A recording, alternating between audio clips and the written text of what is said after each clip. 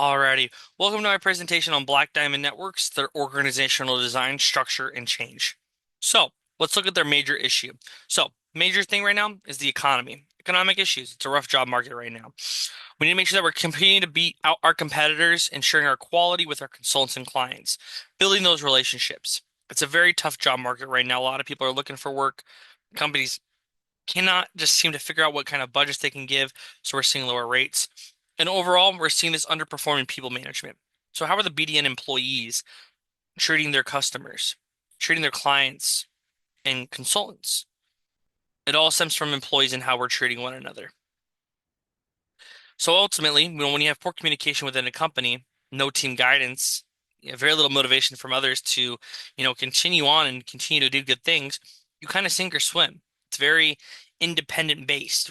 So the thing is when you have this, you need to understand that, hey, you can't run a company with any of this, especially in a people-based job. And as high expectations continue to raise, and as the job market continues to lower, we're going to see it's even harder to attain those goals and wants for us and the company. So the consequence of failure to improve this is that we're going to see the trust disappear with our clients and consultants. Ultimately, if we have unhappy employees, that's going to go right into our unhappy calls. To then make our happy clients and happy consultants unhappy. Employees will not stick with the company where a dim culture. It just doesn't happen. It's hard to turn around and bring a positive impact when you have, you know, a very niche market and a very hard culture to grow from. In all honesty, overall revenue will continue to lower with the high turnover rate.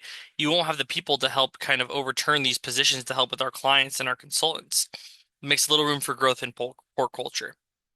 Now, the overall structure, design, and culture of Black Diamond. First, we have knowledge. We bring the knowledge of life science technology and IT to each of our clients and our consultants. And our experience. We learn from one another. We are experienced in this market for 26 years. Our commitment to not only our clients, but also our consultants. How we're executing these, building the trust through our professionalism and our communication, and ultimately building that trust through each of these. It's what we run on. And culture is all about the relationships we build, which is what we're all about.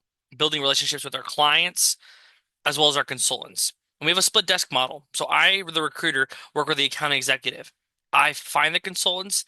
They sell my consultants to the client to help them figure out, hey, who would be best for this project? The work that you put in is the work that you get out. If I put in hard work with on a Monday, I'm going to see that hard work come on Tuesday. But if I slack off, and especially if I'm unhappy, I'm never going to see progress. And the internal focus, it affects the external. When you have a happy company with happy employees, that affects your common conversations with people. It's a people-based job. So when you have internally good people and a good culture, that affects everyone else, and they want to be a part of that. Now, it's effective, but it's starting to weaken. In a poor job market, we're seeing more unhappy employees. People are leaving. People are uncertain of what's going on. Why are rates lowering? Why are there this many consultants available for work? So we need to take a resource-based approach. Emphasize how, you know, we can come in with the resources we have in one another to achieve the goals and outcomes that we've been able to hit for many, many years. We've been very successful as a company. So we need to understand that, we're gonna have the issues, but we're also gonna have the successes. And in all honesty, Black Diamond does attain a conscious capitalism. We work for one another. We work with our clients, our consultants. We build the trust with one another. And when BDN employees are happy, that equals our clients are happy and our consultants are happy. Everything works out perfectly.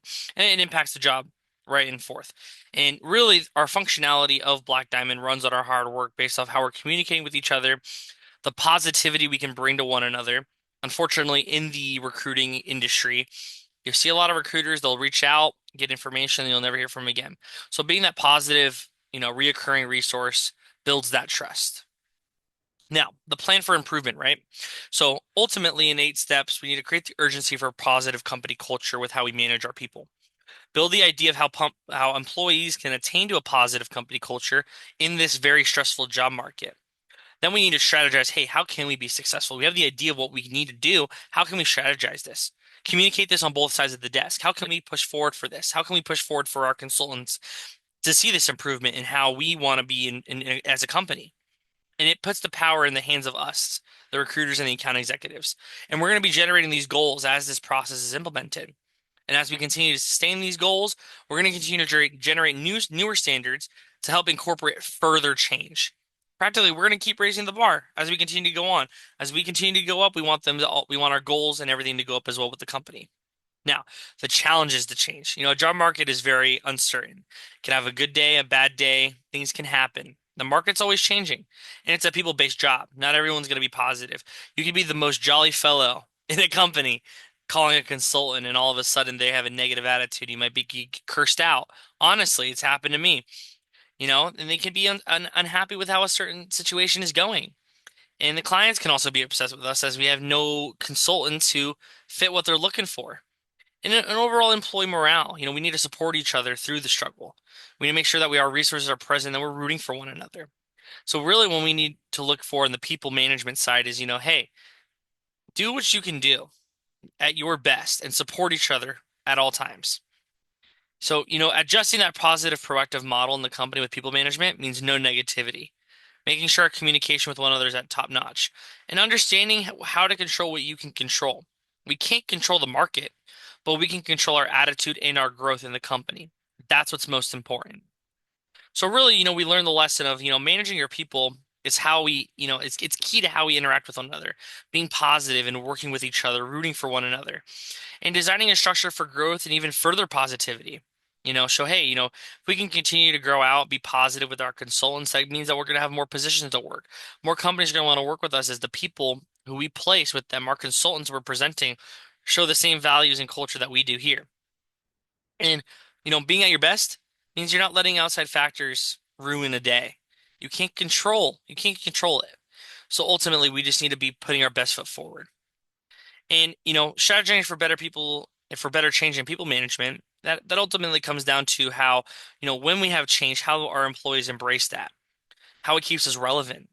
Leaders need to acknowledge and understand, hey, it's okay to be upset with change, but we're working for the better.